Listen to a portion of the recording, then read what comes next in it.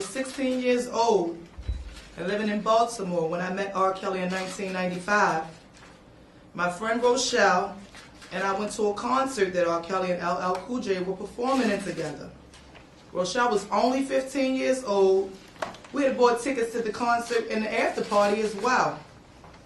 At the after party, Mr. Kelly pointed to us and talked to his security. He said to put us on the stage. R. Kelly asked me my name and where I was from. He also asked Rochelle and I to go to his suite at his hotel, which he said was at the High Regency Hotel in a harbor in Baltimore. He gave us the information about the suite. We took a taxi and we followed a white van in which R. Kelly was riding to that hotel. The man who let us into the room returned. He had a walkie-talkie. He said R. Kelly is getting ready to enter the room. Pull up your dresses. What happened? So catch us up on what we know at this point. It did. What we have learned from two sources who are familiar with the ongoings of the case is that there has been an indictment filed on Robert Sylvester Kelly, also known, of course, worldwide as the R&B singer R. Kelly.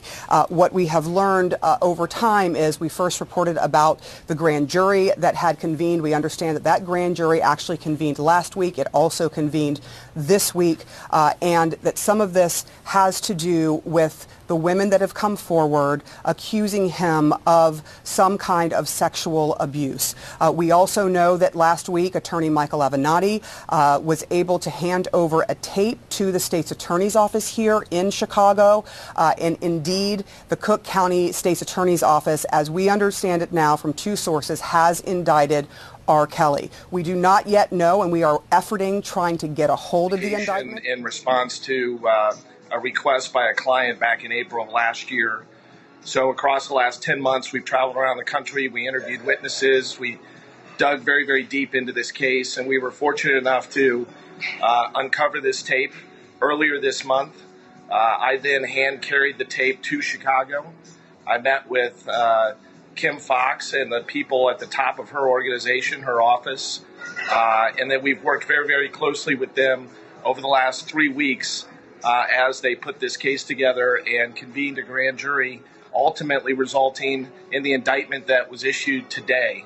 And this is a very satisfying day for my clients, very satisfying day for me, because R. Kelly has sexually abused young girls for over 25 years. And I'm confident that this is going to be the nail in the coffin. You kind of sprung on the world that you had this tape.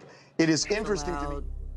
It to continue. I worked up the courage to come forward and tell my story. A part of me always felt like maybe I did something for him to treat me that way. I want my story to be heard so people could take this situation seriously. But when I found out it wasn't just me, I just don't want it to get any worse. And it just kept going and going and going. I just wanted to know that it's not, you're not alone.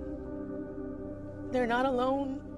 It just made me furious. I decided that enough was enough.